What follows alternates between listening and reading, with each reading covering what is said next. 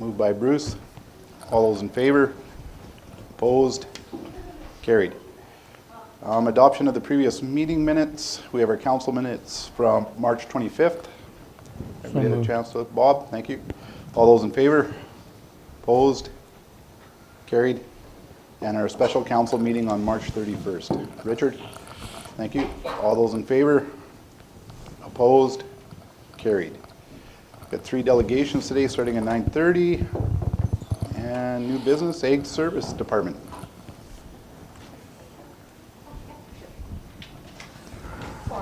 Good Morning, morning. Shelby. Morning, ladies. Morning, Caitlin.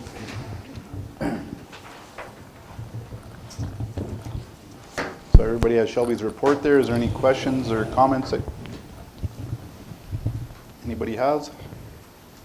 Congratulations on regional director. That's cool. Oh, thank you very much. Big job or no? Not hugely time consuming, but really excited for that as a learning opportunity Good with the for you. AAAF. Good for you. Thank you. And I'd say our extension series has wrapped up, so Caitlin did a fantastic job spearheading that. And there was 568 attendees between the 8 events that we ran between January and April. So really great uptake from the community.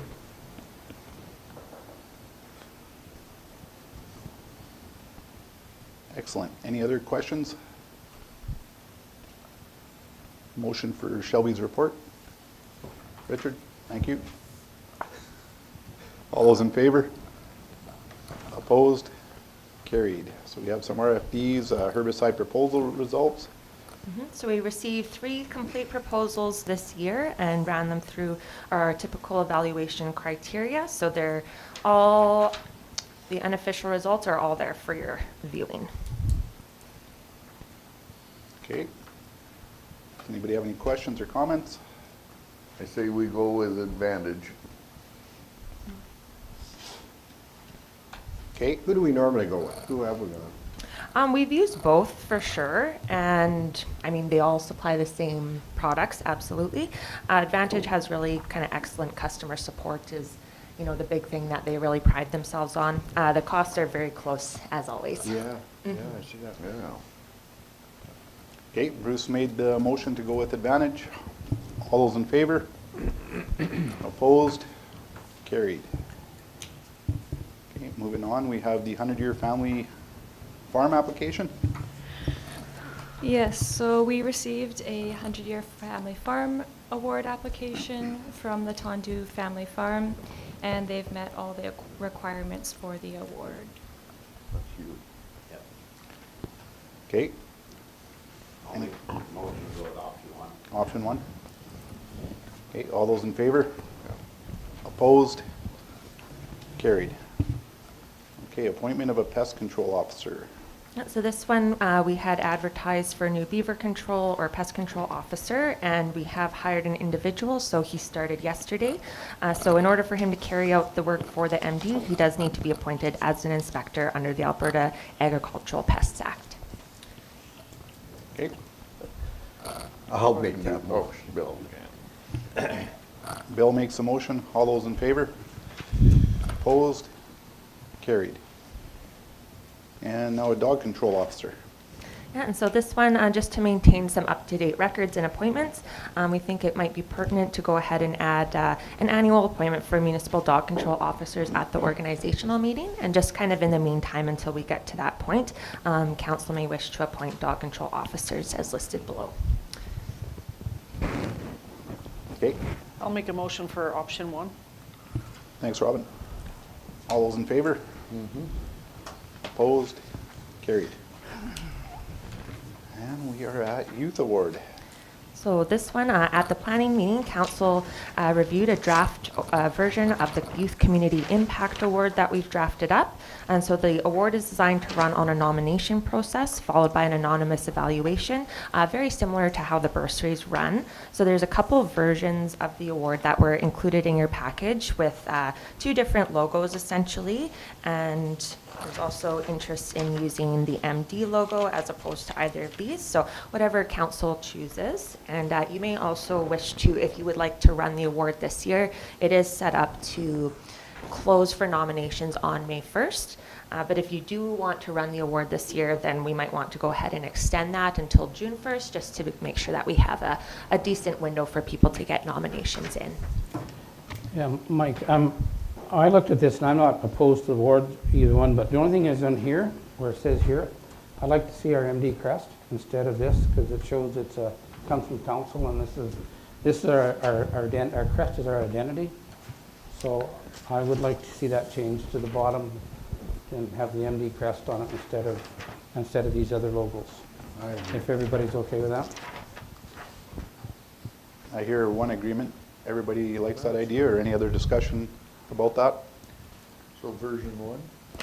Version 1 with the MD crest with as the MD opposed crest to on the, What's the difference, Shelby, without me reading it? What's the biggest difference? So the content is exactly the same between the two. So the difference, version 1 is just this particular logo, and version 2 is this one. And so Bob's suggestion is Okay, so to then you're use gonna go the- alternate. Yeah, an alternative one, I guess. Yeah. Yeah, so MD crest here as opposed to either of those. Can it still have youth community impact somewhere or not? Yeah, Underneath it? And I like the year established. Yeah. And underneath it, I think the youth, those wordings, I think that's important. Yeah, so that at least it's different than just a, Yeah, Yeah, so we can put the MD logo and then Youth Community Impact Award. So basically the bottom half of that Yeah. logo that's on there, Yeah. just with the MD crest above. yeah, I like that. I'll move that, Mike. okay, thanks, Bob. And change it till June? Yes. Yeah, and Yeah. extend it to June I'd 1st for the I'd like deadline. to see it started this year if we can. Okay, Bob has the motion. All those in favor? Opposed? Carried. Great, we'll see that one advertised this week then. Look forward to some applications. Okay, and then we have the reclamation trial. So this one, as you'll recall, last fall, we did a hydromulching project on a really sandy road construction project to evaluate the efficacy. And so council may be interested in completing a second trial utilizing the product H-Start by Humaterra to compare to the results of the hydromulching. So this is a product that can be applied in a 2-pass system with our existing equipment that we already have. So we go through, it can run right through our grass seeder. So we would apply that and then apply our seed and pull the harrows behind. And that might be really interesting to try on 2024 LR1, as it's also quite sandy, and then that would give us a very good comparison on-site, off-site for that, and to compare to the hydromulch, just to see kind of what does the best work for those particularly challenging reclamation projects. Okay, any questions or comments?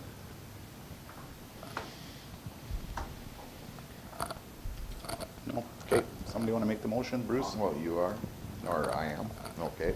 Yeah. All those in favor? Opposed? Carried. Thank you. And that's it. Thank you. Thank you very much. I'll grab Preston. Appreciate it. Ready to, Shelby. Oh, yeah, of course.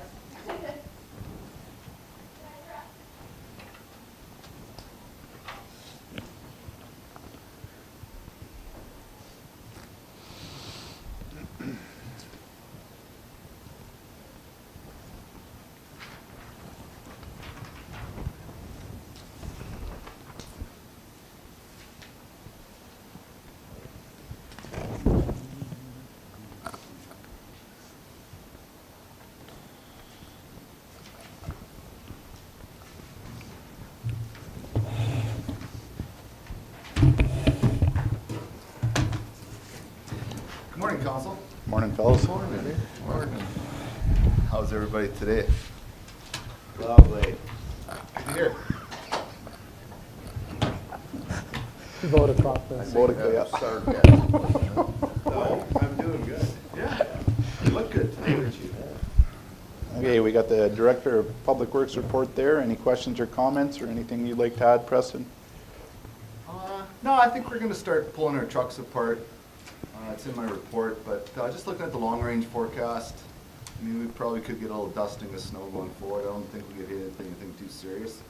This council feels that maybe we should maybe wait a little bit longer, but I think it's time that we break these trucks down and get moving on it, so we can start supporting our roads. Is the scraper that's not being delivered on time a problem or an issue to deal with, or? Well, on time is an interesting, I guess, comment. I mean, it was for spring of 2025. We were looking for an April delivery. It looks like it's gonna be that second week of May. So it's gonna be a little bit behind, a couple weeks behind for sure. I mean, May, that first week of May will probably be going full swing by then, I'm hoping. So I guess you can determine, I guess, what that is, but I mean, if it's not here, it's not here. I mean, I don't know what we're gonna do. They gotta do an updates on essential systems, and it doesn't leave the yard until it gets done. So are they gonna have to come, like, what about the first one we got? Was that done previously, or does it doesn't have to be done, or is It's it good to gonna- go. She's stamped and ready. Okay. It's out in the field. Yeah, okay. Yeah. So it must have had the update, or was there a serial number break that caused the, I'm not sure. That's a good question. I didn't get an answer to that. okay, well, that's okay. I got was that previous scraper is good to go and this one needs an update. Why I wasn't privy to that information. Okay, that's okay. Okay, How's our crew coming for spring work for the year? Good. It looks like we got a lot of returning guys. We've got our fill of new people, and yeah, we're up on our numbers. We're good to go. So excellent. we brought a bunch in yesterday, and I think the rest will follow next week. So yeah, things are looking pretty good that way. So we'll just have to see what the weather delivers. So they're clearing ground at Sullivan Pit right now for the crush? Yeah, we're prepping for the crush. I think the way I'm talking, I think he's gonna do a little reclamation on some there just to recover a little bit there. I actually fully don't know exactly what's happening, but I think I heard that in the background. That's what I was wondering, Yeah. if we couldn't start some of that. Yeah, I Because they're think- really spreading out there. Yeah, I think I heard that in the background, but I don't wanna say that's exactly what we're doing, but it's Okay. definitely possible, yeah. Okay, any other questions for Preston's report? I'll move it. Bob makes a motion. All those in favor? Opposed? Carried. Also got information from International. We have 2 trucks coming. We have one plow truck and our service truck for construction. They were both built. They just have not been delivered from south of the border yet. So Were they both due this spring? yeah, Okay. yeah. So I'll keep you updated once I know more on those. Okay. And Ray, safety report. Morning. Morning. Well, came back there last Monday, so I was playing a little bit of catch up, but currently have all of our fire extinguishers been gathered and inspected, recertified for the 25th or the 2025 season. AED replacements all came in, so they've all been installed in their corresponding units. Mention of the 2025 Risk Pro Conference in Edmonton. That's from April 22nd to 24th. Myself, Preston, and Neil will be attending that. As Preston mentioned, we had a lot of returning guys coming back yesterday, so it was a full day of orientations. Reviewing the last publications, getting caught up on stuff that I missed. Spreading all the knowledge that we need to know. Anything that's pertinent to the MD, we will fill the employees in. And then, yeah, just making updates for our online safety program, including additional hazard assessments and controls on our online app. For parks, we do have the grounds crew workers have begun prep work at Riverdale. Seasonal staff for Riverdale and our summer students have been contacted and scheduled to begin on May 1st. And mention of the concrete blocks for Clear Lake Boat Launch have arrived. They are stockpiled in the Public Works yard and will be in communications, I believe, with yourself, Mike, and the other organization out at Riverdale or Yeah, the Clear Lake watershed. You bet. Yeah, so whenever suits you, I'll be willing to make my schedule available so we can have that communication and get prep work on that done. When, when can we actually install them? So I'm thinking that winter application is probably the best way to go, just with talking with other people that have done that process. This will give us a little bit of extra time too to actually physically go out there this summer, take a look at where our dips are and stuff like that, and maybe position these to where they're going to cause less grief for everyone. Okay, excellent. Any questions for Ray with safety or Parks and Rec? I'll move his report. Oscar makes a motion to move it. Thanks, Oscar. All those in favor? Opposed? Carried. Okay, so we have some RFDs coming out of that. Safety allowance. Yeah, so we brought this up. I wasn't present, but it did get brought up in planning, just as a discussion item. I guess there was enough talk about it to bring it forward and ask if council wants to make a decision to possibly discuss an increase to the safety allowance incentive that we have for our employees here.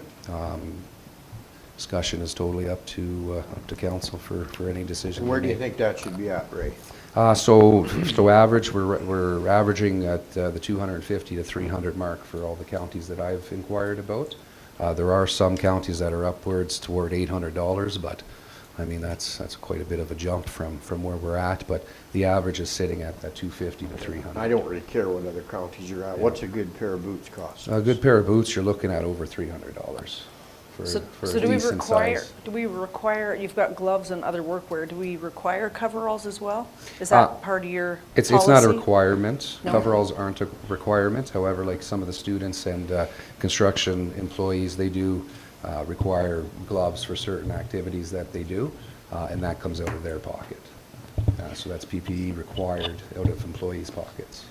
We did discuss this at planning a little bit, so I think we kind of settled on a number of around 250, but what I'm hearing today, that might not be enough, so I don't know if somebody wants to make a motion. Yeah, I'll make a motion, we increase it to $300. Okay, thanks, Bill. All those in favor? Opposed? Carried. Salt shed electrical work? Okay, so we had some damage to the salt shed that's being covered through RMA insurance. That was collateral damage from a fire nearby. So basically at this time, we'll have to empty out the salt shed so that that work can be done. Currently, I suppose it was about 2014 we built this salt shed, I think, about 2012, 2014. And I had electrician come over and just take a look at the electrical inside, and it's obviously an environment that's not conducive to conduit that's especially made out of metal. So yeah, we have a lot of corrosion on our electrical conduit and so on and so forth. The lights themselves are corroded. So I propose to council that we proceed with replacing the electrical in the building as well at this time. The reason being is because we have to take all the product out, and that will allow us access to do this work.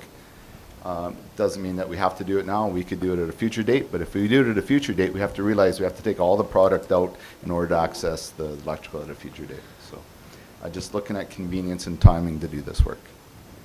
I'll make a motion, we go ahead with the option one. Okay, thanks, Oscar. All those in favor? Opposed? Carried. Okay, 2025 hard surface map. Okay, so this is the same map we brought to the planning meeting. Each year, council reviews and passes the map, so if there's any questions, I'll answer it right now. I'll move to pass it. Okay, thanks, Bob. Bob has a motion to pass as presented. All those in favor? Opposed? Carried. Okay, and we have an RFD to redesignate. Just give me a sec, I lost it here. Redesignate LR6 to LR1 in 2026. This was a discussion item during planning. So we did have in-depth discussion about potentially doing this. So if council is interested in proceeding with that plan, then we need to proceed with the motion to go with it. As well, we also discussed south of LR6 Oakwood Battery Road Hill, LR6 2025. There are 2 locations there that we'd like to achieve the wetlands that we can also work on at the same time. And that's just cleaning up the ditch line and the slope Yeah, it's there? basically what it is. It would be adding berms to the edge of the road and softening the slope there. But it does require wetland approval to go through there. Okay. What do you do with that?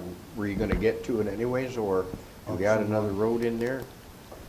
I'm not quite following your question there. Well, if you haven't got LR6, it was planned for this year, and now you're moving it. Oh, well, that's the To next, 20. that's the next point of discussion, next RFD. Because we also discussed, if we want to get farther down the road, we also discussed adding Township 464. That would be a shared construction between Division 3 and 5, and that's where there's some development on that trail. And potentially there's going to be some electrical work and stuff brought in, but that is the next RFD in the lineup here. Okay, just going back to the redesignation, Oscar made the motion to go with option 1. Any other comments or questions? All those in favor? Opposed, carried. That's the one we drove down, right? Yeah, Between that is you two? correct. So this next RFD segues to the question that Bill had in regards to what we're going to replace LR6 with in 2025. So also at planning, the discussion was to add 464 between 6.1 and 5.5. It's approximately a 2-mile stretch of construction to the 2025 map. Okay, any questions or comments, sir? Not all. Call for a motion. Thanks, Bruce. All those in favor? Opposed? Carried. And one more. Road oil supply. And typically, we go for supply of road oil every year, so I did the math this year, and it's about 225 metric tons. Our pricing is somewhat less than last year. I believe it was Down a about bit. $8.75 last year, or at $8.17, or $8.67 last year, or at $8.17 this year. So it's a little bit down in per cubic meter. Okay, I'll make a motion to go with that, snowless. thanks, Bill. All those in favor? Opposed? Carried. Okay, thanks very much, fellas.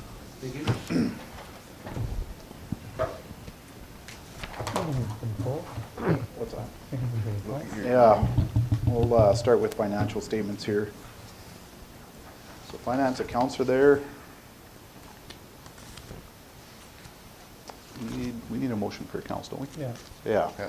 Somebody want to make a motion to accept I'll the make- accounts? I'll make a motion, we accept the accounts as presented. Thanks, Robin. All those in favor? Opposed? Carried. Reserves are there for your perusal. And the financial statement from March 31st. I'll move it as presented. Thanks, Bob. All those in favor? Opposed? Carried. We'll get to the approval after the presentation. And we have the RFD for reallocating of debt service reserve. I can do that. Bruce? Okay, thanks, Bruce. All those in favor?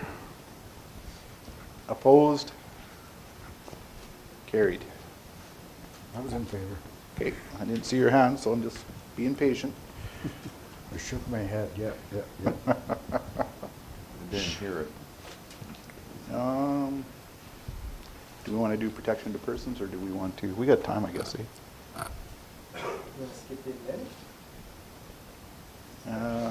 No, let's start there. Okay. Are they on, Stephen? On Zoom? Oh, I see. Okay. No, let's go ahead, we'll start. Monthly status report from administration. Is there any questions or concerns on the status report? No? Kelly's not here, but advertising hay lease opportunities, does that have a location? Or is that just everything? That's, general. that's what the motion was sent for, so Okay. those pieces. So at this time, we're still working through how that's going to exactly work for the advertising portions. So we could touch base later, Robin, if you Yeah. want, or, Yeah. yeah. We'll make sure we grab Shelby, have a quick sit down.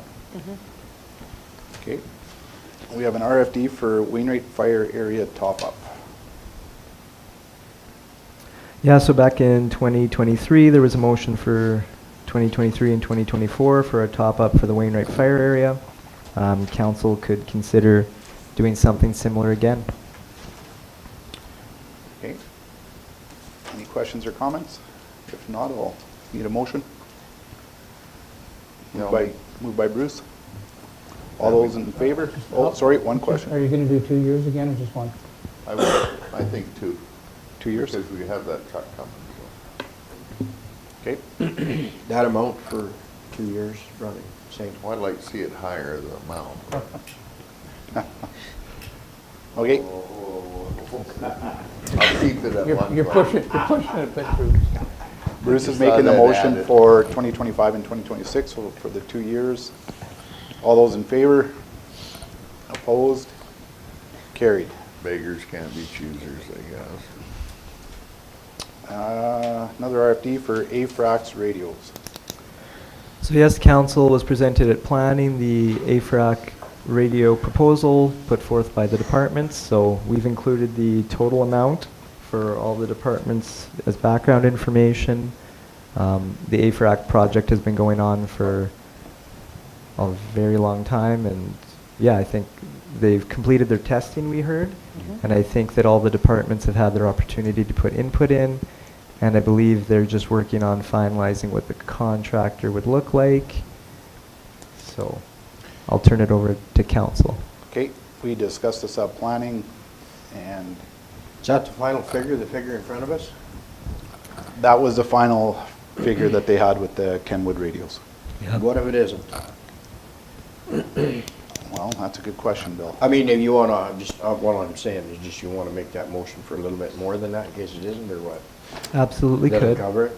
Yep, you absolutely could. You could do an up to motion. So do you want to do it up to 450? Would that cover everything, anything that comes Yeah. up? Is everybody comfortable Well, with I'm that? hoping it's not up that high, but. No, I'm hoping it's right around that 394, but Yeah, like you said. okay. But I just thought if it didn't, there's always unforeseen expenses. Yeah, So that would cover it, and I'm fine with that, yeah. okay, any other questions or comments about the 450? Just that they were thrilled with the coverage, like that's what came out of our fire meeting, is that they were really happy with the coverage. It was everywhere, it was complete, it wasn't like there was big gaps anywhere, and we're buying something that doesn't work. And crystal clear, Yeah, absolutely. so.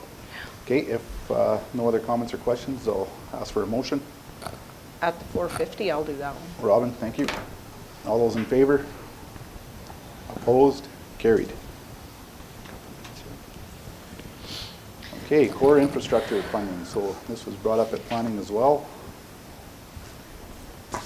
Yeah, so last year, council passed motion for $200,000 per community.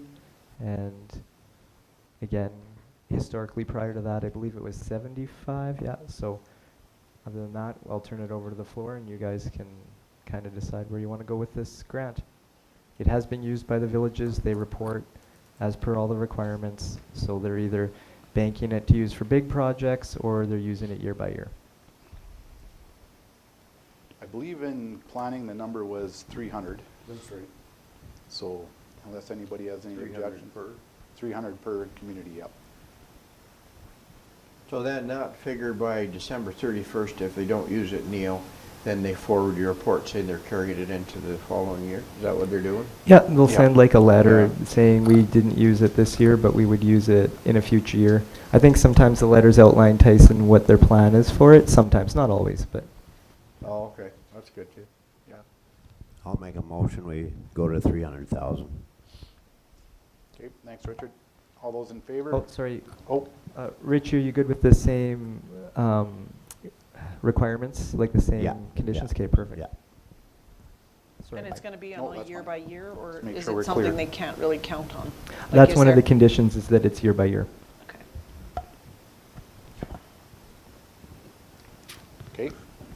made the motion. All those in favor? Opposed? Carried. Seed cleaning plant funding, so this is a planning as well. Edgerton had brought a letter forward requesting $15,000 per year to keep the seed cleaning plant operational. And with some of the expenditures that they were seeing, And and that's- Wainwright also now has We- submitted a letter. Yeah, we just moved it up to 20 because of our insurance is 24,000, and our power is about 35, so we need a few extra bucks. So, So we did discuss at planning about bumping them both up to 20 per year going forward until we see a need to make a change. So is that the number everybody's still comfortable with? Okay, I'll make a motion, we move Edgerton up to 20 and give Wainwright 20 as well. Okay, thanks, Bob. All those in favor? That's going to be a line item at 20? It'll be per year until Yeah. we look at it again. Yeah. So Bob, you're all right if we amend the policy and we'll bring it to you guys in December, or the council in December, and it'll just say that each year the seed cleaning plants will receive Yeah. 20,000. Yeah, Yeah. it'll come to budget anyways, right? Yep. Okay. Yep. Okay, all those in favor? Opposed? Carried. Ski trail equipment. So I don't know if you're... I was actually at that meeting, yeah, sure. Okay. Yeah, so the Wainwright Running Group has ski equipment for cross-country skiing that they've purchased as an organization. And each year they use it at the Wainwright Golf Course and at Riverdale.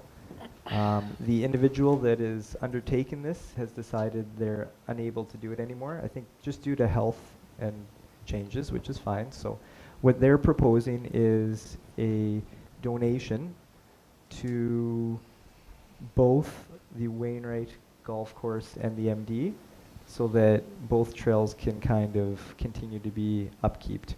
We met with the golf course, and the golf course was quite receptive to this. So I think a good first step might be to just kind of schedule a meeting to confirm that everyone's comfortable with shared equipment, or if there's other options out there. But before we booked a whole bunch of meetings, we just wanted to make sure council was comfortable with this change in the service. What's the cost figure? So it would be the maintenance of the skidoo, it would be the maintenance of the sled, and then it would be our staff time, which I believe would be about a day a week if they went with that process. But again, I think council can kind of set the standard for that, so.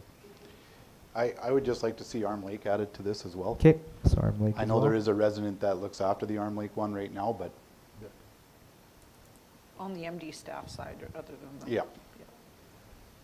We had the idea of giving the town the snowmobile and one track, and taking the second track setter and putting tracks on one of our side-by-sides. Okay, so we could also investigate into that. We would be able to do our Riverdale and the mini park, and town that would split up the labor a bit too. Okay, so this motion is just to have our administration to start the process Yeah. of working with the town and the Wainwright Golf Course to figure out a solution, RFP. and then bring it back as an RFD, yeah. Yeah. So, Okay. Richard, all those in favor? Opposed? Carried. Memorial Golf Tournament request. Mike, Yeah, I know, we got two left, so we'll get Okay. through this one, and then we have bulletins, and we can get there. The Edgerton Community Wellness Committee's golf sponsorship has asked for funding to support their golf tournament. The proceeds go to the Edgerton Community Wellness Committee and the Wainwright Food Bank, split equally. So there's many different sponsors, levels there. So any questions or comments on this request? Have we ever sponsored that before? No. That No. was usually done by the rec boards of the area, wasn't it? No, This is new, this is new. but I don't know why the rec boards wouldn't do it. I think they could split it between Wainwright and Edgerton, because they're the recipients of the funds. But I guess the food bank's used by everybody though, right? What are they looking at for funding? There's a sponsor. Well, list. there's, I think, 5 different levels of sponsorship you can do. You can do a bronze sponsor for $750, silver is $1,500, gold sponsor is $25, and a platinum sponsor is $3,500. And a team sponsor, 600, I think. And a team sponsor is $500, Robin, and yeah, we couldn't even have a meeting by then, could we? Well, yeah, we got By 3 June other 7th. things on the go. Okay. Can we table it? we can table this until, yep, Have a We've got meeting May. with rec board? yep. Okay, let's table. I need a motion for that. Well, Yeah, if you want a motion for it to go to the next meeting, then yes, Yeah. please. Yeah. Well, we'll go to the rec board meeting. Who wants to make the motion? I'll make the motion to table. Bruce beat you by here. Okay. Okay, sorry, Okay, Bruce, thanks, I just want to confirm, what's the motion? That we table it till we have a rec board meeting? We'll table it till the May meeting. Okay, That still gives them Oh, enough time to, Probably Let by Edgerton next Wainwright, month. Edgerton Wainwright can decide if they want to do it. Yeah, okay. and to what level? Okay. Okay, Bruce is making that motion. All those in favor? Opposed? Carried. Okay, we're a little behind, so we'll try to get to our delegation here. Okay.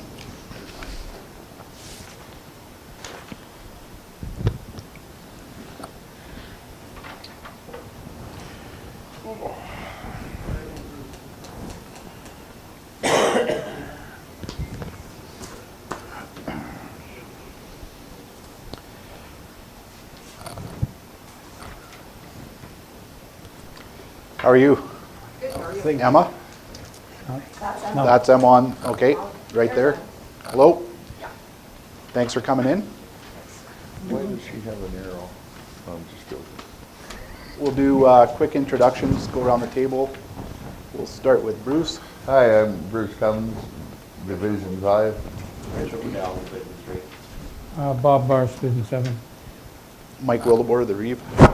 Neil Lunan, Assistant Municipal Administrator. Oscar Buck, Division 1. Robin Layton, Division 4.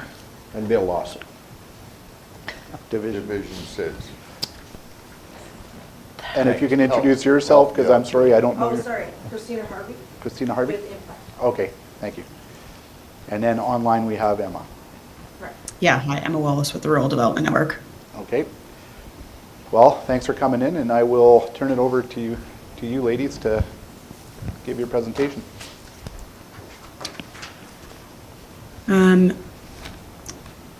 It looks like I can't share my screen, so I can just speak to it, and then you likely have the report in front of you, if that works for everyone. Just give Stephen 1 minute here. He'll try to get that looked after for you. Oh, perfect. Oh, yeah, there we go. Now I've got options here, so. Perfect. How is that looking? Yep, You we should can see the- that. Yep. Perfect. Yeah. Okay. Alrighty, well, if everyone's okay, I'll hop right in and get us started. You bet.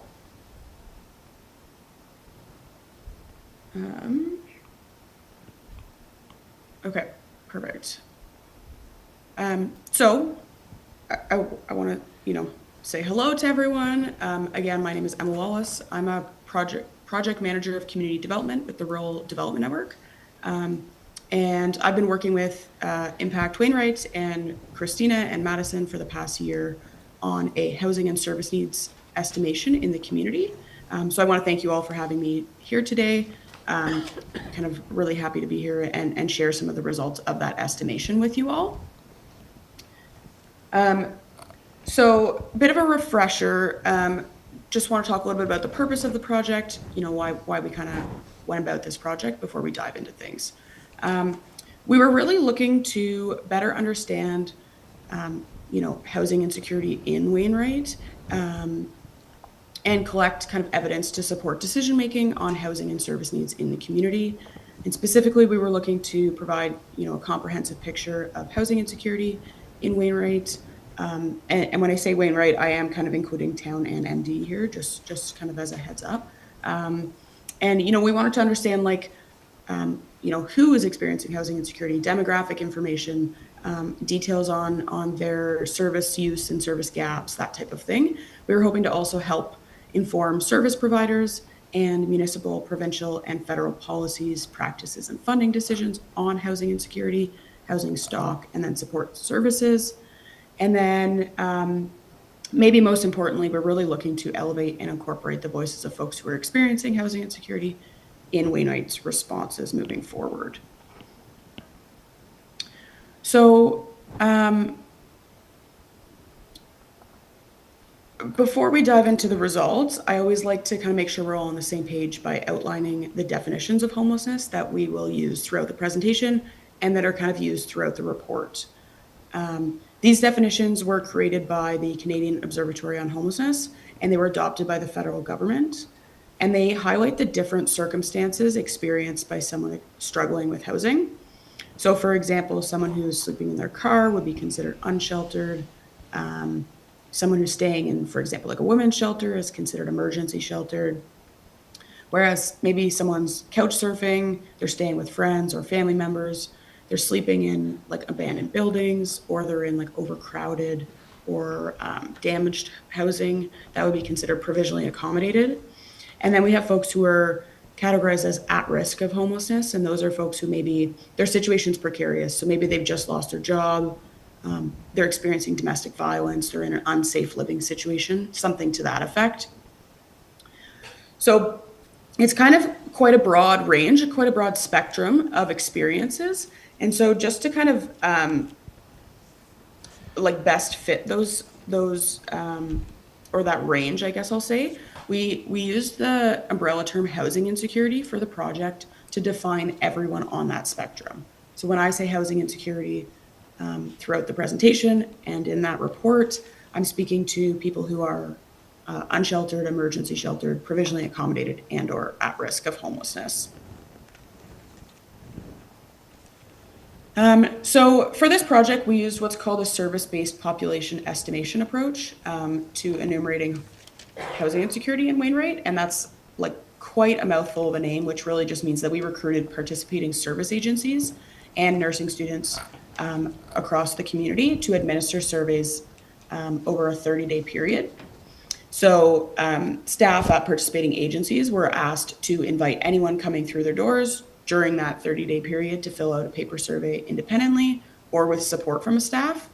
And then the survey was also available in the community via an open SurveyMonkey link that was advertised on social media and that had like QR codes in the different service agencies. The enumeration period itself was 4 weeks from October 3rd to November 1st in 2024, so last fall. At the end of the 30 days, all the completed surveys were sent to my team at RDN for data entry, analysis, and report writing. And then just for some context, so during that period, we received 189 surveys. 34 were excluded because they lacked consent. And then, you know, kind of excluding those, we were left with 155 surveys that we've used for further analysis, and that are the basis of today's presentation and report results. So I'm going to spend the rest of today kind of chatting a little bit about those high-level results that came out of the estimation, and then provide a bit of an overview on next steps kind of moving forward. In terms of who filled out the survey, 77% of respondents were female and 22% were male. 3% self-identified as Métis. And then if we look at age breakdowns, just over half of respondents were between 25 and 44 years old. 31% were between 45 and 64 years old, and then 16% were over 65 at the time of the survey. I do think it's important to note here that, like, we know based on research across the country that women are more likely to fill out surveys than men, and they're more likely to access support services than men are. So I think it's important to flag that, because while the majority of survey respondents and housing insecure respondents are women in this project, there are likely still many men who are experiencing housing insecurity in the community. They might just not be filling out the survey or accessing services in the same way. So based on those demographics, I've kind of tightened it up to demographics specifically of the housing insecure respondents, that kind of smaller population. So we kind of start to see some concerning trends when we narrow in specifically on the housing insecure group.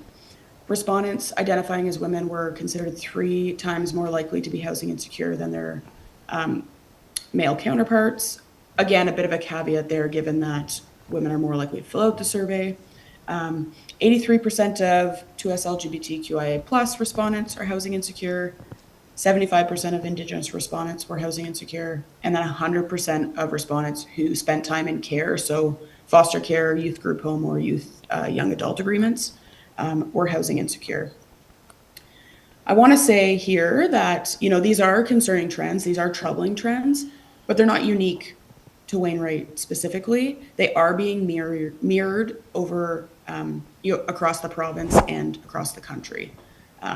So I just want to flag that that isn't like only a concern here in this community. But I do think it's really important to kind of consider these trends in the community as we look forward to address things moving forward.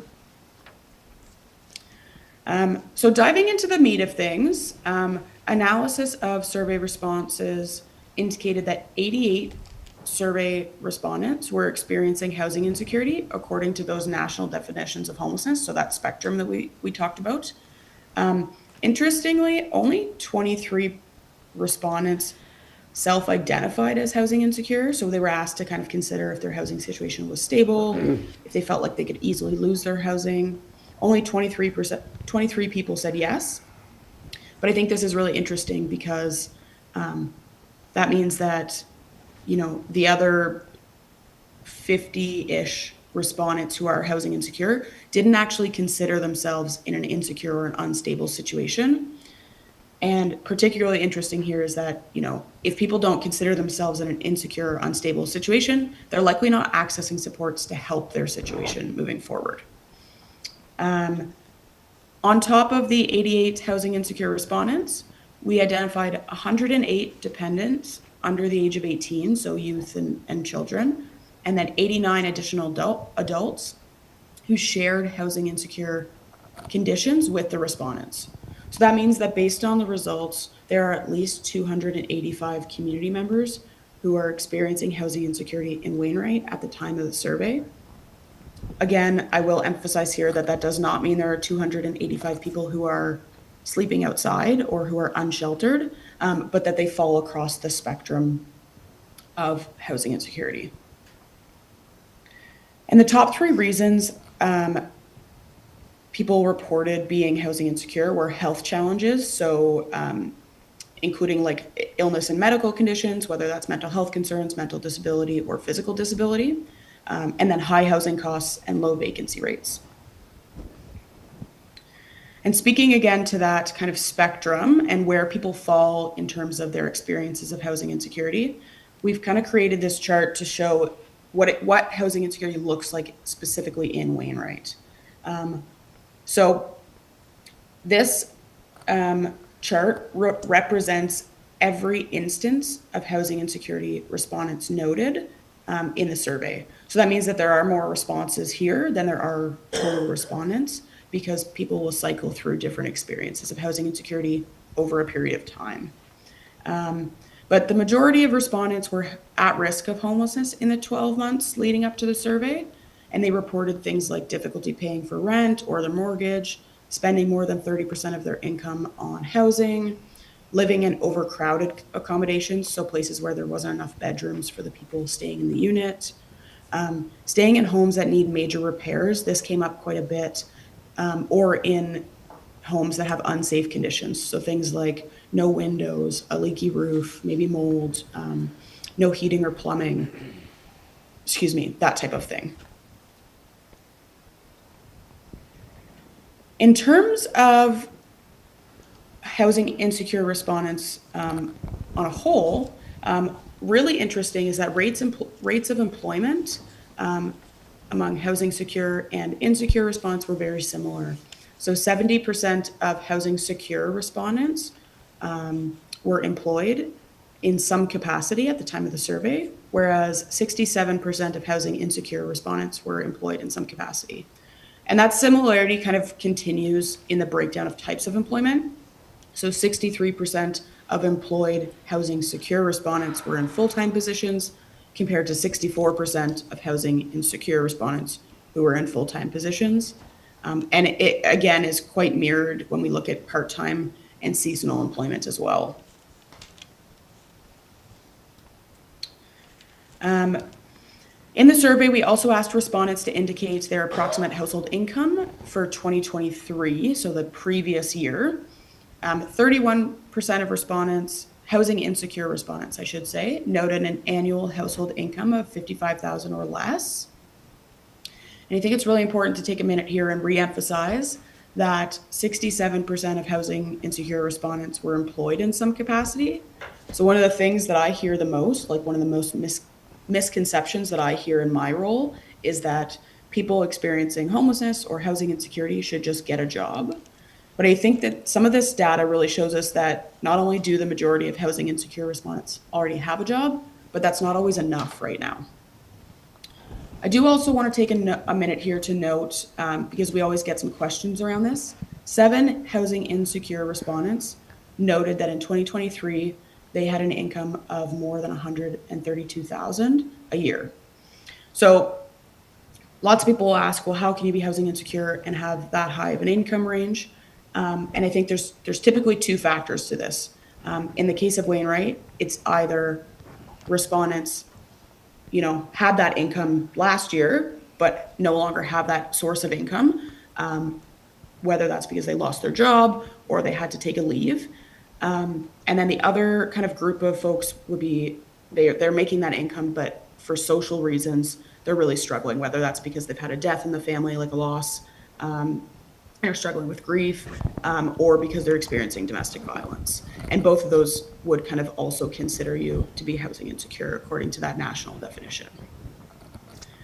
So I also want to speak a little bit here to kind of living situation. 30 housing insecure respondents indicated that they lacked specific household amenities in their current situation. I use the word amenities for kind of a lack of a better term, but I don't mean like added features like a pool or that type of thing. I do mean like the necessary components of a living situation. So specifically, 57% of these respondents were missing fire protection. 50% noted that at least once during their past 12 months, they were unable to access safe drinking water. And then 33% noted lacking sufficient and affordable heating. I think it's worth noting here that many of the respondents were renting at the time of the survey. And I think this is important to note because provincial and municipal bylaws require landlords and housing providers to ensure appropriate fire protection, like fire extinguishers, safe exits, that type of thing, in each rental unit. So by law required, but we're seeing quite a number of people, more than half of housing insecure respondents note that they don't have adequate fire protection in their units. So just a flag there. A couple more things to chat about. Based on survey data, we know that 7% of housing insecure respondents were experiencing mental health issues at the time of the survey. These respondents were mostly between the ages of 25 and 64. About half of them were born in Canada, while the other half had immigrated to Canada later in life. And then 67% were employed in some capacity, while the other 33% were unemployed. Doing a little bit of the same kind of deep dive here into food insecurity, that was one thing that had been raised before the start of this project, was that there were concerns among service providers that food insecurity might be quite a bit of an issue right now in Wainwright. So we asked a few questions around that. And based on data, we know that 51% of housing insecure respondents, so just over half, indicated experiencing at least one indicator of food insecurity in the 12 months leading up to the survey. And the top 3 indicators of food insecurity that people flagged were they were unable to eat healthy and nutritious foods, they were only able to eat a few kinds of foods, or they were worried that they weren't going to have enough to eat at that time. So a big component of this housing and service needs estimation was also about understanding service use and gaps in the community. So to do this, we asked kind of a series of questions about respondents' use of services, their ability to access services. The top 3 reasons housing insecure respondents accessed services were for basic needs, health and wellness, and legal services. Speaking a little bit more to service gaps, lack of transportation was identified as a significant barrier for respondents. Because community members in rural communities like Wainwright often have to travel outside their community to access services, whether that be like medical or emergency shelter services, lack of transportation can really prohibit many respondents from accessing these services. So respondents noted traveling an average of 1 to 2 hours one way to access services that weren't available in Wainwright. Most of these respondents noted traveling by vehicle, though some had to rely on a friend or family member. Some took a taxi, and then some even walked there.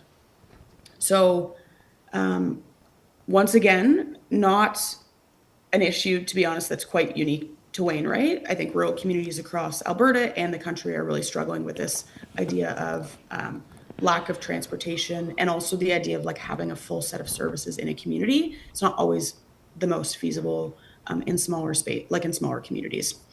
But I think it is important to flag because, we know based on research that people who can't access support services are much less likely to stabilize their housing situation. They're going to stay in homelessness or in housing insecurity at much higher rates than folks who can access services. Last thing before I kind of hop into some of our opportunities, we provided respondents the space to share with us what it is that they would like to see more of in Wainwright. So 42% of respondents wanted to see more accessible and affordable housing, and then 38% wanted to see more addiction and mental health supports in Wainwright. So to kind of start wrapping us up here, based on the results that I have highlighted in the report and some of the results we've shared today, RDN has identified 3 opportunities for Wainwright to address housing insecurity moving forward. And so these opportunities that were identified are to foster community awareness and understanding of housing insecurity, remembering that a lot of people self-identified as housing stable, as housing secure, when they were actually considered to be housing insecure. Also really important to be increasing awareness of and access to services. It's often likely when people say that they have to leave the community for services, those services could exist in the community and they just don't know about it, or they could not and they don't know how to get somewhere else to access them. And then seems like there's a need and an appetite to encourage sustainable housing growth in the community. I'm not going to go into these in depth. I don't want to take up too much of your time. I do encourage you all to read the opportunities and associated recommendations within the report. One thing I want to note, though, is that it is important to recognize here that these opportunities are intended to be considered from a holistic perspective.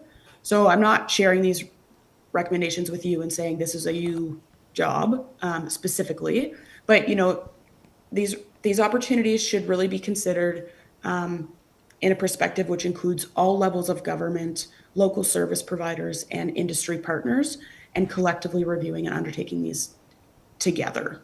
That being said, while it's kind of an ultimately a shared role to develop responses to housing insecurity, in my experience, communities are most often successful in addressing housing insecurity with strong municipal support and leadership to kind of champion some of these efforts.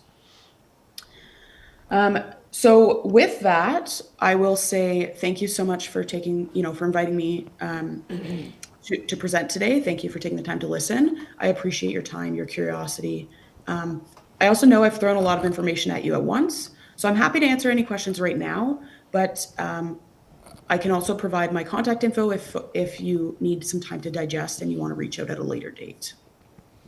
Okay, thanks, Emma. I'll open it to the floor for any questions, unless Christina, you have anything you want to add? Or? Just eager to hear your thoughts or questions.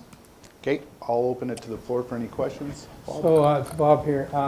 When you did your surveys, were any of them identified as urban or rural? Yeah, so every respondent who was taking part in the survey was either part of, and I'm actually just pulling up the stat right now, was either part of the town of Wainwright, the MD, or the surrounding villages.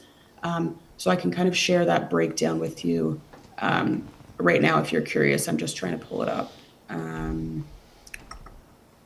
Right here. So 64 respondents were from the town of Wainwright. 29 of those were housing secure, 35 were housing insecure, so about halfway split there. And then 39 respondents were from the MD. And similar, about half of them were housing secure, half secure.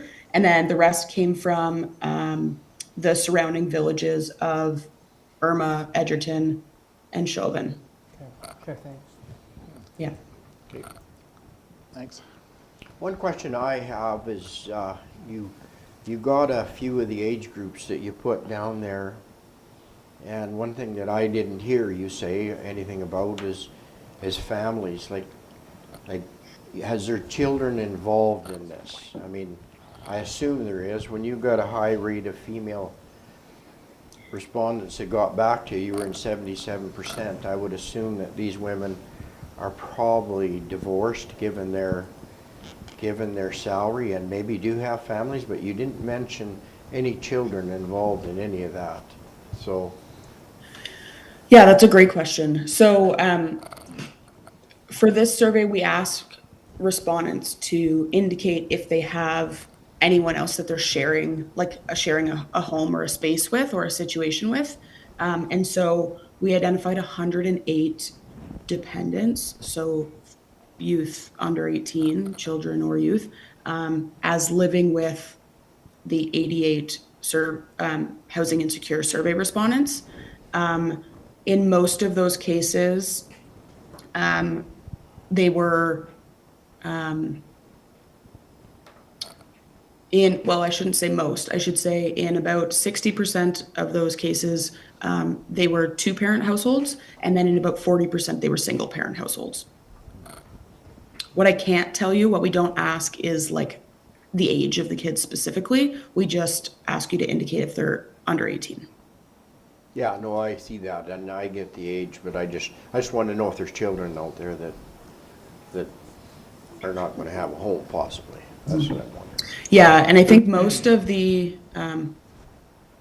actually I'm looking right now, all of the situations where there are children involved, they're in that either provisionally accommodated or at-risk category. So they're not unsheltered, they're not emergency sheltered.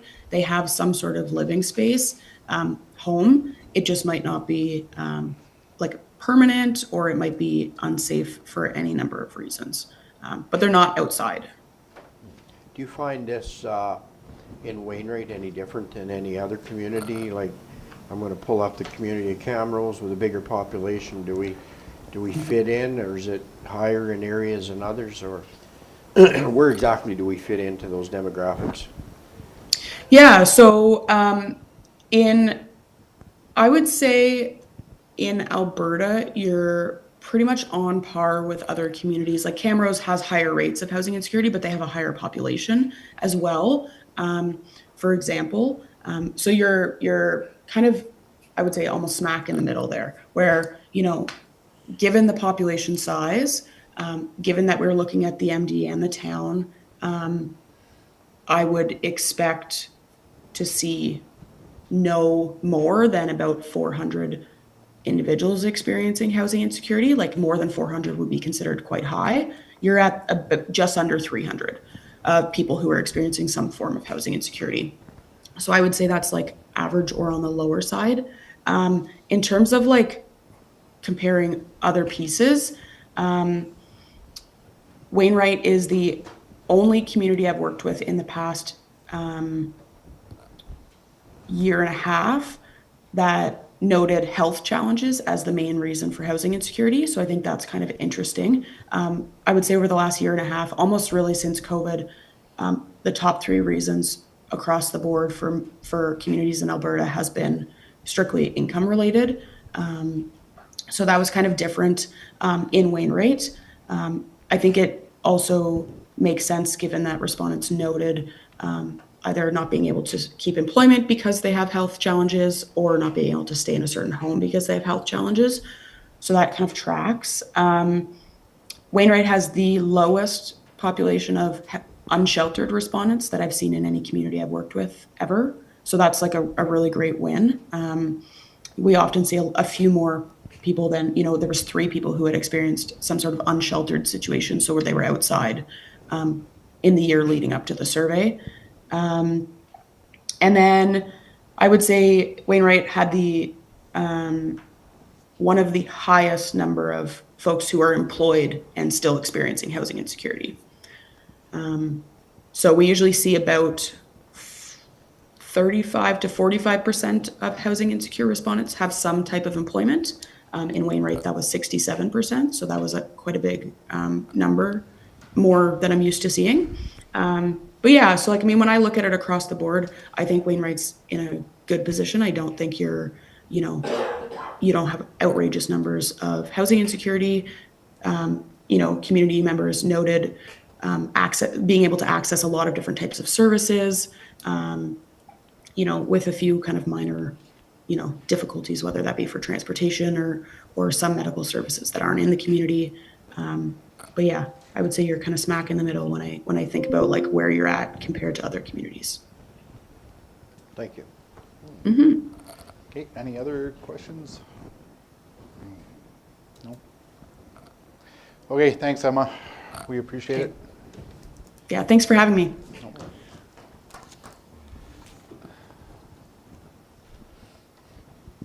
Okay. Well, we'll break for coffee till just before 10:30, and thanks for coming in, Christine. Do you have a list of plans going forward? Like, is there? Yeah, so we had the article for this week. Yeah. Hold on, Oscar. And 2 minutes. everybody saw that. Then we also are going to be launching we're doing a transportation survey, actually. So we're going to be launching that in the next week or so. That will cover the whole MD as well.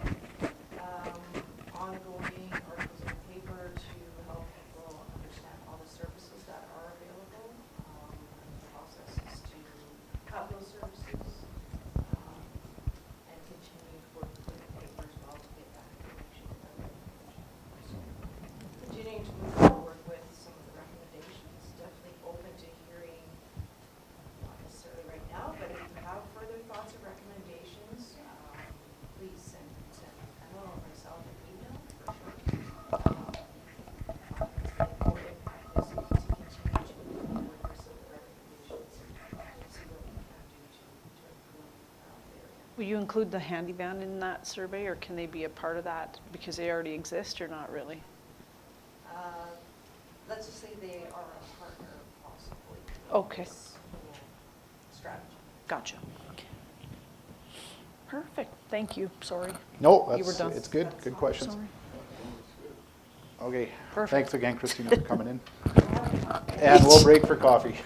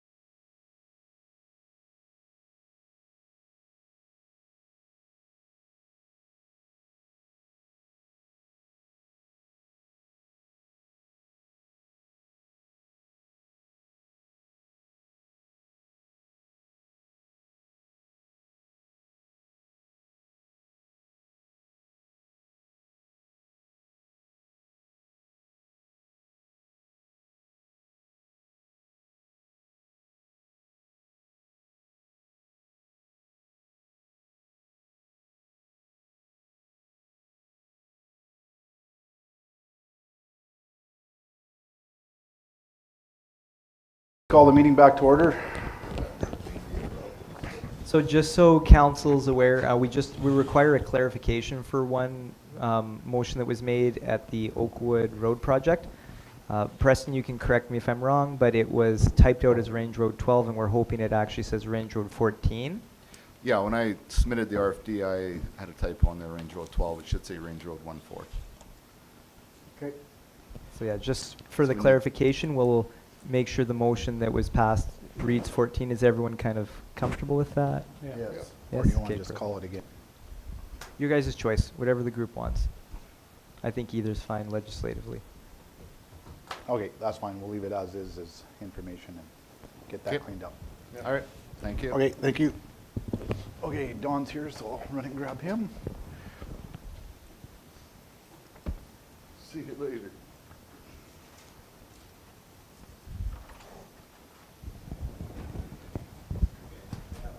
I had to get my boots real dirty. Russ just took me up that bad road. Like, hanging out the culvert. You walk across the spot. Morning.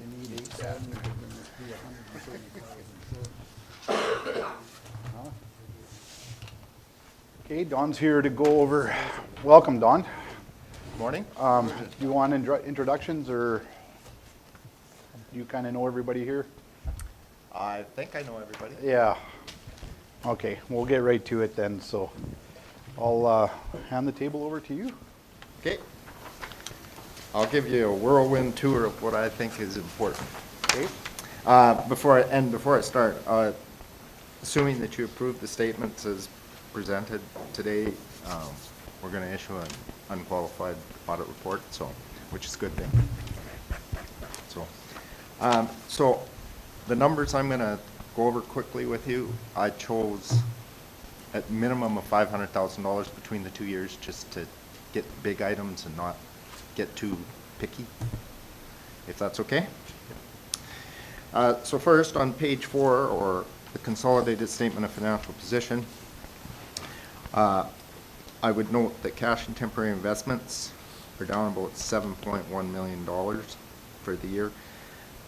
But if you look down about 4 lines and see investments are up about $12 million, between the two, you're up about $5 million technically in cash or cash invested. And a lot of that, the increase is about $5 million is your surplus for the year, whether it's restricted or unrestricted. Taxes and grants in lieu of taxes are up about 1.1 million. Arrears taxes is up about $1.2 million over last year. Current taxes are up about $200,000, and your allowance is also up, is $200,000 lower, sorry. That makes up about that 1.1 million rise. Trade and other receivables are also up about 1.1 million.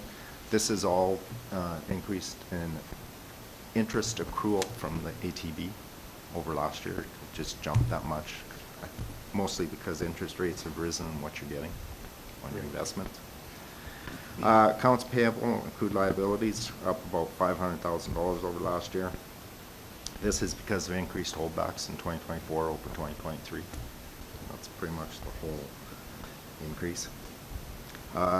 Then down a little farther, tangible capital assets are up about $3.34 million net over last year.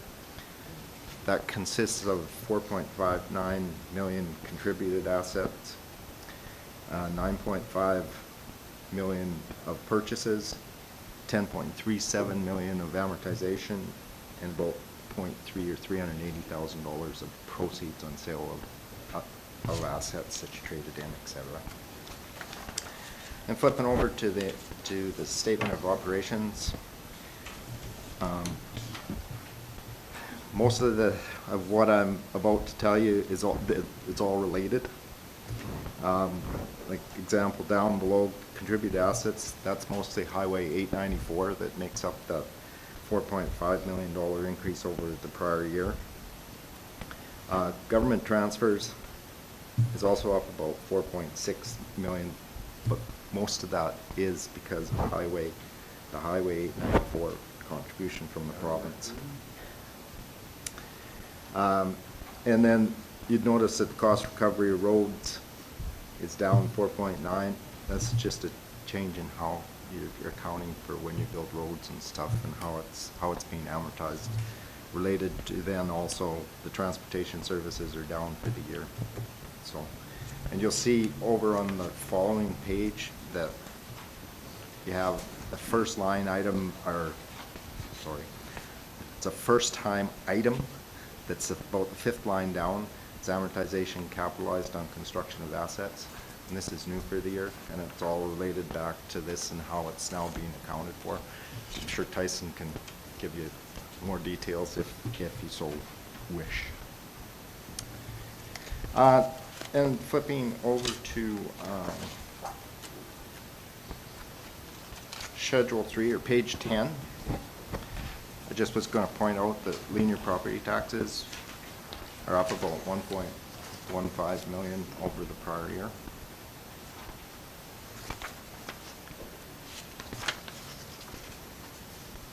And then scooting to page 22, restricted surplus. You're up about $4.8 million. Well, that's a net number, so you put about 6.2 new set aside for reserves, and you decreased or drew down about 1.3 during the year.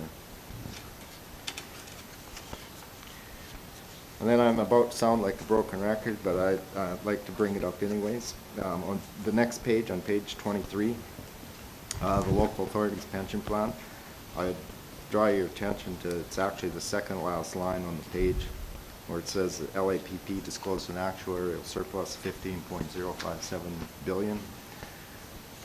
It was like 5-6 years ago. That was about a $5 to $6 billion deficit. So I just want to point out for your employees, predominantly, that that's a good thing that it's in such good surplus and good shape. And I would also note that the rates, the contribution rates have dropped for both your employer portion and your employees. So, I mean, it's starting to really look good.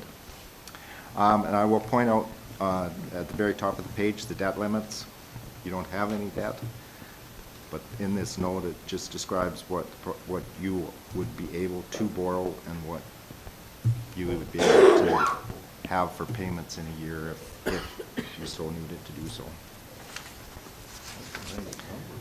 And that's a required disclosure, so it's not a, yeah. And then on page 25, I would just point out there's a list of commitments here that you've committed to that weren't completed, but you've signed contracts, et cetera, to for about $3.9 million. So that's a whirlwind tour. So. Looks good. Yep. Any questions for Don while we have him here on the financials?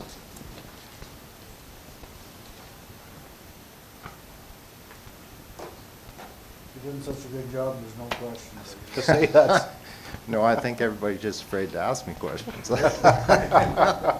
When's your contract up, Sean? It's a good question. This year, maybe. This year? Tyson, do you know the answer to that? I think it is the end of 25. What's that?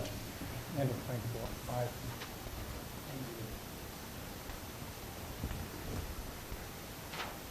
Anybody have anything else? Is there one area that you think we can improve on, or we're in pretty good shape? During the audit, we did not note anything that we thought that was substantial that we thought you should change. I mean, the processes here have always been, well, for 15 years anyways, that I know of, have always been really good. I mean, there's some things, you know, that you can only do so much because you don't have 50 staff sitting out there doing accounting. So there's certain things that are limited to, but they're just fine the way they are. Yeah.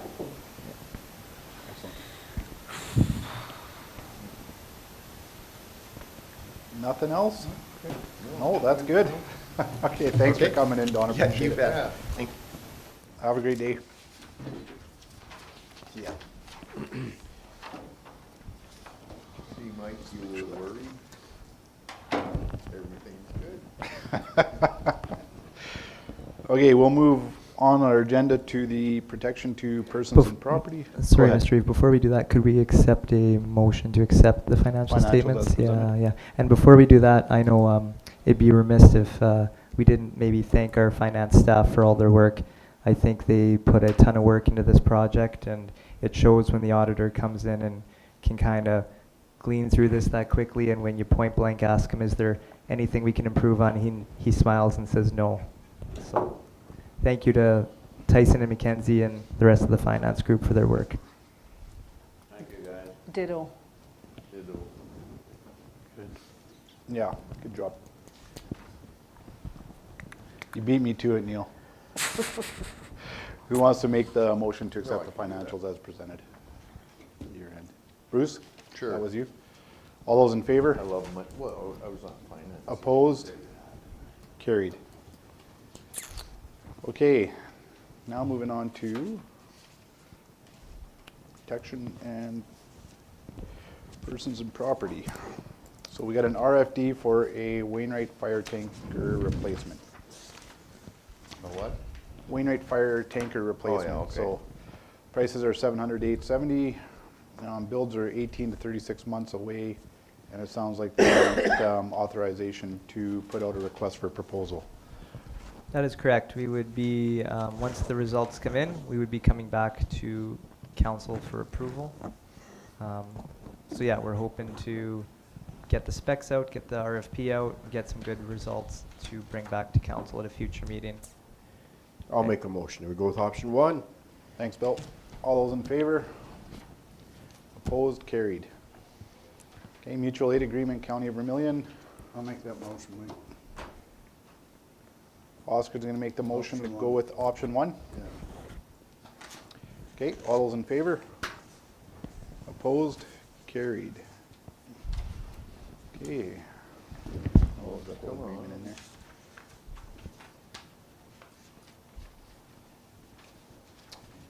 Okay, moving on to Health and Social Services. We have an RFD for Wainwright Ambulance Society funds to the Wainwright and District Community Health Foundation. So we discussed this at planning. Somebody want to make a I'll motion? make that motion. We move to Health Foundation. Okay, thanks, Oscar. All those in favor? Opposed? Carried. Okay, we have two bylaws today we got to deal with. So bylaw number 1710, a bylaw of the municipal district for Wainwright number 61 in the province of Alberta providing for the controlling of dogs within the said municipality. So everybody should have a copy of the bylaw there. Yeah. As a handout. Does everyone have a handout of the amendments that shall be proposed? So the first amendment is was a typo. Instead of duty, it should say duly. The second amendment was all those words were in a list saying ABC, but since we were here, we thought it might be nice to put them in a better written paragraph.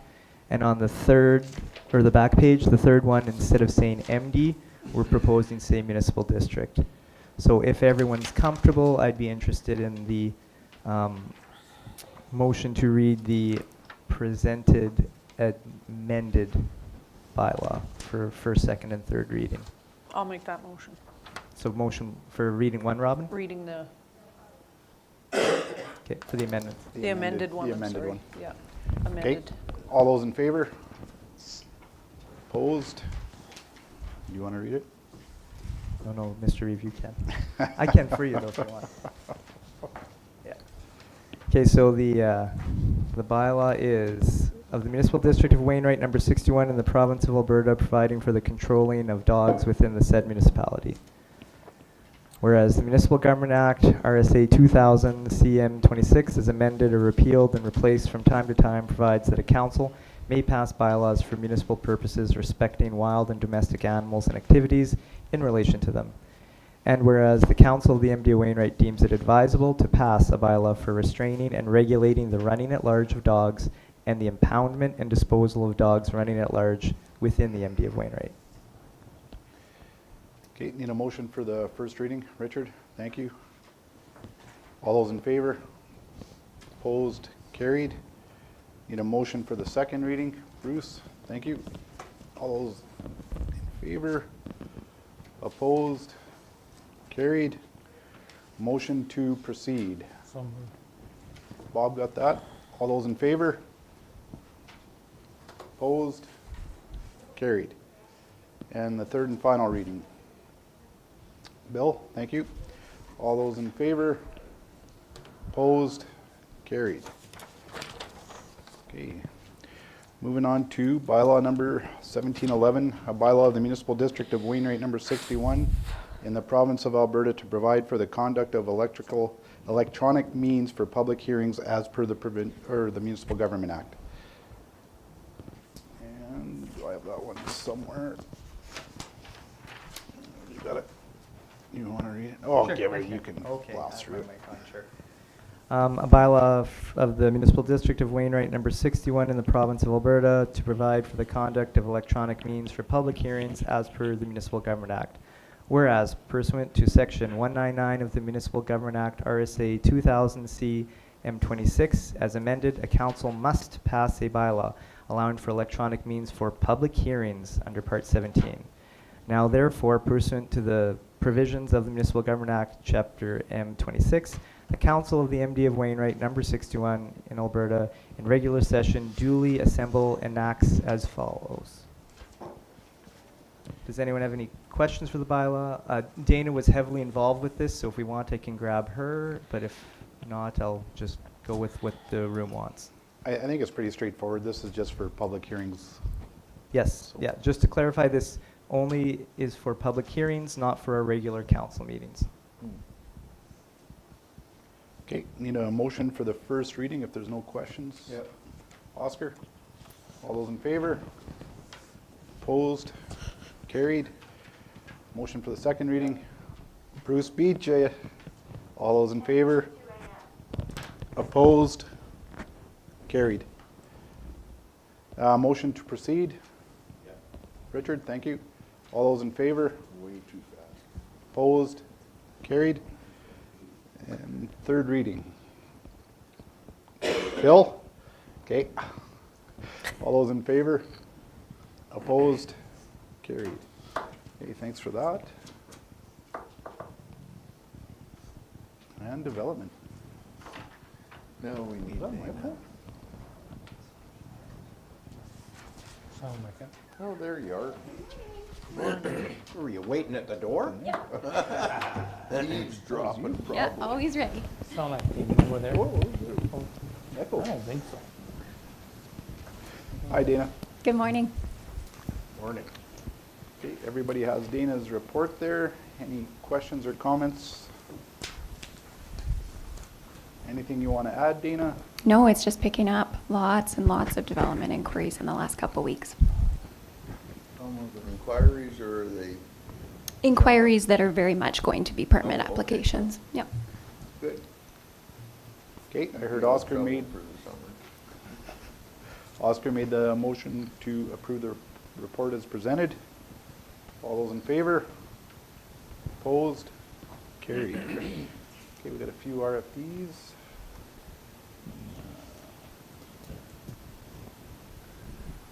Aerials for 2025? So traditionally, every 5 years, we update those aerials. They are used in order to, for road construction purposes, wetlands, and in development. Traditionally, every time we update them, we also improve the resolution. So the smaller the number, the more clear it becomes. Last time we did them at a 30 centimeter resolution, and this year we're proposing at 20 centimeter resolution. Why not 15? So based on the prices, there is pretty substantial differences. So we certainly could make that provision if we wanted to. What does it do for your job then? So I'm able, with those resolutions, I can look at the buildings, everything bird's eye view and determine the distance from the property line. The clearer the resolution, the more we start to lose a little bit of the shadowing of like a roof overhang, which could be a little bit of a misconstruence. Road construction, we will send that wetland information on so that we can get our wetland approvals and determine where we need culverts. With our LiDAR, in addition to these aerials, we can determine elevations and kind of the lay of the land as well. We can determine the differences between 2020 and 2025 in terms of what developments have happened. Every 5 years, there's a pretty substantial difference as to what's out there within our Is there? MD. That's what I was wondering. Mhm. So you would see quite a difference right now going from 30 to 20? Yes. Yeah, it would. Even that was improved. It's really pixelated. Like, for example, at Clear Lake, when we zoom in, it's really difficult to determine kind of the bed and shore of the lake at the current resolution. It would improve what we're able to see on bed and shore significantly. So does this save you from driving out and taking a look at the development when a new permit comes in? Quite often, it absolutely could. Yeah. Mhm. And the land titles data, multiple things are actually overlaid in our GIS system. Probably primarily the most important of which is the land titles information. So property lines get overlaid over top of these aerials so we can determine. I'll move on. Okay, Bob's making the motion to go with option 1. Margin of error for what, Stephen? Sorry? Oh, yes. Yes, thank you for pointing that out. So the closer we get and the better resolution we get, the more accurate that land titles overlay becomes as well. Because pixels are, the little black line, the closer we are able to determine, the more accurate that black line becomes. Okay, Bob made the motion to go with option 1. All those in favor? Opposed? Carried. Okay, we have an RFD for a gravel moratorium. So in 2020, a 5-year moratorium was placed on new gravel lease agreements, and that is now coming to fruition. We are now in 2025. So just looking for council's guidance on what they might like to do in terms of that moratorium, if they would like to extend it or have it lapse at the end of May 2025. Okay. Well, that would be a new council could make that decision. So will be set to expire this May of 2025. 2025, this May. So at planning, we discussed doing the year before the council change of 2028. 29 would be the election year again, and then at 28, if we decide to go a year or whatever, then they can look at it again. But I'll make that motion to go with option 1. thanks, Richard. All those in favor? Opposed? Carried. Okay. Thanks, Dana. Approval of pay sheets. Well, I can do that. It was my month Okay, thanks, Bruce. All those in favor? last time I'm doing it. Opposed? Carried. And committee reports. And we are starting with the Wainwright seed cleaning plant. Yeah, we just had a meeting last week. We're up, things are going pretty well. We've got 75,000 bushels on the books. We're only running with one employee. We couldn't find anybody. We usually try to split the shift, but we can't. So he's putting in some fairly long hours, but he is keeping up. So yeah, things are running pretty well. Good. Edgerton seed cleaning plant. Yeah, we had a meeting March 26th, and they're booked up for the next 2 weeks. They were at that time, ordered some more gopher poison, and trying to get rid of some of the dead stock that they've had for a few years on the ag supply feed stocks. Good. FCS. We meet Thursday, Yeah, we had a meeting on the 20th March, but. We've seen the same presentation that was seen today. Yeah. Okay. They talked about